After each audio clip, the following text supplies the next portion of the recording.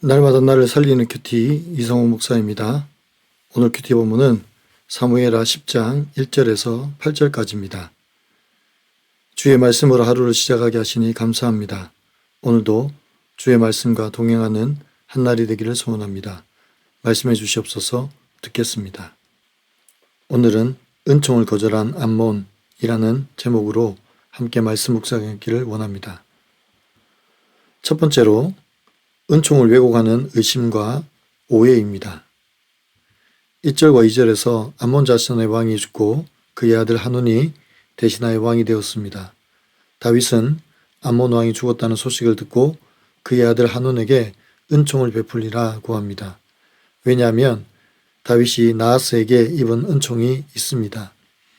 암몬 왕 나하스가 다윗에게 베푼 은총이 정확히는 무엇인지 성경은 기록하고 있지는 않지만 다윗이 사울 왕에게 쫓겨다녀 유다 광야와 주변 이방 나라를 떠돌던 시절 사울과 적대 관계였던 암몬 왕 나하스가 다윗에게 은신처를 제공하고 도움을 주었을 것입니다. 그래서 다윗은 그 은총을 갚기 위해 나하스의 죽음을 조문하려고 신하들을 보냈습니다. 평소에 잘 섬기는 것도 중요하지만 가장 어렵고 힘들 때 섬겨주는 것이 중요합니다. 다윗이 힘들 때 나하스의 도움을 잊지 않은 것처럼 우리도 힘들고 어려울 때 우리의 힘과 도움이 되신 하나님을 잊지 말아야 합니다. 그래서 늘 하나님의 은총을 잊지 않고 기억하면서 사는 것이 성도의 본분입니다. 그런데 3절에서 암몬 자손의 관리들이 자기의 왕 한운에게 이렇게 말합니다. 암몬 자손의 관리들이 그들의 주 한운에게 말하되 왕은 다윗이 조객을 당신에게 보낸 것이 왕의 아버지를 공경함인 줄로 여기나이까. 다윗이 그의 신하들을 당신에게 보내 이 성을 엿보고 탐지하여 함락시키고자 함이 아니니까 하니 라고 합니다. 이들은 다윗의 은총을 왜곡했습니다. 다윗은 자신이 받은 은총을 갚으려는 것인데 이들은 그것을 왜곡하여 다윗의 신하들이 정탐하러 왔다고 의심했습니다. 그러자 4절에서 신하들의 말을 들은 한운은 다윗의 신하들을 잡아 수염과 의복을 잘라 수치를 드러내게 했습니다. 은총을 왜곡하면 우리는 나를 도우려는 사람을 대적하게 되고 나를 살리려는 손길을 찍어 누르는 어리석은 자리에 서게 됩니다. 여러분 어떻습니까? 나에게 은총을 베푼 사람은 누구입니까? 그 은혜를 기억하며 어떻게 감사의 마음을 전하겠습니까? 오늘 우리는 하나님의 호의를 있는 그대로 감사함으로 받고 있습니까? 아니면 비틀린 시선으로 오해하고 있습니까? 두 번째로 은총을 거부한 결과는 전쟁입니다. 5절에서 다윗이 이 일을 알게 됩니다. 그러자 먼저 부끄러움을 당한 자기 신하들을 보호합니다. 수염이 자라기까지 여리고에 머물다가 돌아오라고 합니다. 왜 다윗은 이 신하들을 여리고에 머물라고 했습니까? 원래 여리고는 견고하고 화려한 성이었습니다. 그러나 여호수아를 통하여 무너진 이후에 성벽이 없고 사람의 왕래가 적은 한적하고 조용한 도피처와 같은 곳이었습니다. 그래서 다윗은 이 신하들을 배려하고 보호하기 위해 여리고에 머물라고 한 것입니다. 이것이 하나님 아버지의 마음입니다. 하나님은 상처 입은 우리를 버려두지 않으십니다. 보호하고 지키시고 회복해 하시기 위해서 언제나 우리를 위하여 피할 곳을 예비해 두십니다. 또한 하나님 자체가 우리의 피난처이십니다. 그러므로 하나님께로 나아갈 때 회복의 시작을 경험하게 될 것입니다.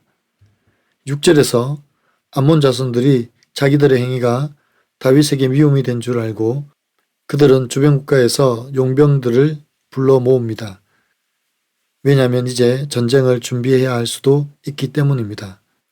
7절입니다. 다윗이 듣고 요압과 용사의 온 무리를 보내매 라고 합니다. 다윗은 이 일을 좌시하지 않습니다. 그의 군대 장관 요압과 병사들을 암몬으로 보냅니다. 결국 이 사건으로 말미암아 두 나라가 대치하게 되었습니다. 전쟁이 임박하게 되었습니다. 죄를 죄로 덮으려는 시도는 언제나 더 큰 싸움을 일으킵니다. 은총의 손길을 거부한 암몬이 이제 마주해야 할 것은 공의의 칼날입니다. 복음을 거부하고 세속을 만족으로 살아가는 이 세대가 경험해야 할 것은 하나님의 심판의 손길뿐입니다. 하지만 그 임박한 심판 앞에 돌이키는 자는 하나님의 구원의 은총을 누리게 될 것입니다. 적용해 보세요. 내 안의 상처와 열등감 때문에 타인의 호의를 의심하고 모독한 적은 없습니까? 실수를 인정하지 않고 자존심 때문에 일을 더 키우고 있지는 않습니까? 내가 엎드려 회개해야 할 일은 무엇입니까? 오늘 큐티의 묵상 간증은 이기적인 판단이라는 제목의 한 성도님의 묵상 간증입니다. 결혼 전에는 어머니가 돌아가신 텅 빈 집에서 혼자 있는 시간이 많았습니다.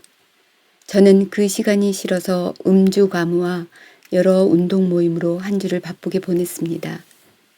그러다 2016년에 지인의 소개로 만난 사람과 결혼했습니다. 이후 아이가 생기니 저는 그동안 제가 행했던 삶의 습관과 패턴을 고쳐야 했고 업무와 육아 스트레스를 제대로 풀지 못해 지쳐갔습니다. 아내는 그런 제게 나는 힘들어도 매 순간 최선을 다해서 살아 라고 한마디 툭 던졌습니다. 순간 저는 그 말을 난 이렇게 사는데 당신은 왜 그 모양이야? 라는 뜻으로 오해하고 아내가 나를 무시한다고 여겼습니다. 다윗의 호의를 의심하는 암몬 왕 한운처럼 말입니다. 그래서 분을 내며 아내와 다투고 아이들을 두려움에 떨게 했습니다. 그런데 오늘 말씀을 묵상하며 돌아보니 제가 암몬 자손들처럼 어리석게 행동했다는 생각이 듭니다. 내 소견에 옳은 대로 판단하고 오해했으면서도 사과하지도 않고 오히려 아내의 마음을 상하게 했기 때문입니다. 아내의 의중을 먼저 묻고 그 뜻을 알아차렸다면 서로 상처를 주고받는 일도 없고 부부싸움으로 이어지지도 않았을 것입니다. 무기력하고 신경이 곤두선 모습으로 아내와 아이들을 힘들게 했던 것을 회개합니다. 오늘 한운 한 사람의 잘못된 판단이 전쟁으로까지 이어지는 것을 보며 인간 관계에서 자기 판단보다 공동체에 묻고 말씀으로 해석하는 것이 중요함을 다시 한번 깨닫습니다. 아내와 자녀들과 불필요한 오해가 생기지 않도록 매일 주시는 말씀으로 저의 부족함과 죄만 철저히 보고 가길 기도합니다. 저의 적용은 아내와 아이들에게 그날 제 마음이 어떠했는지 차분히 설명하고 진심으로 사과하겠습니다. 아내와 함께 큐티하며 말씀 중심으로 소통하겠습니다. 입니다. 사랑하는 성도 여러분, 우리도 때로는 호의를 원망으로 갚을 때가 있습니다.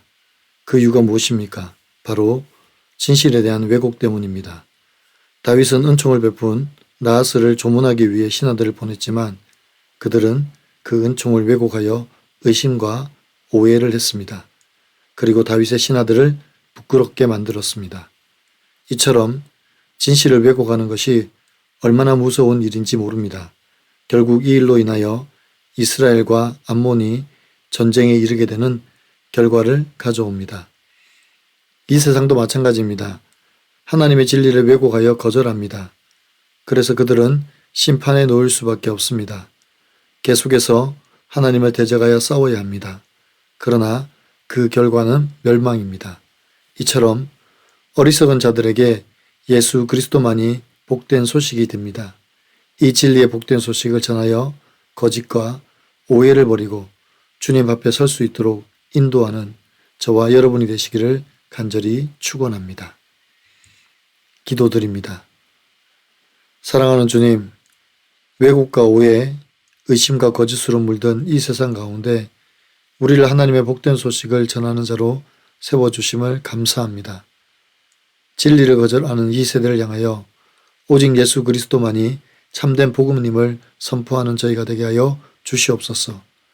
그들이 왜곡했던 진리를 변증과 논증을 통하여 고쳐주고 의심과 거짓으로 물든 마음을 위로와 환대로 받아주는 저희가 되게 하여 주시옵소서. 그래서 그들이 참된 진리인 예수께로 나오기를 소원합니다. 그들이 교회 공동체에 속해서 하나님의 은총을 누리기를 소원합니다. 주님, 우리를 세상의 소금과 빛으로 보내심을 기억하고 사명을 잘 감당하게 도와주시옵소서. 우리가 은총을 베푸는 자가 되게 하여 주시옵소서. 우리 구주 예수 그리스도 이름으로 간절히 기도하옵나이다. 아멘.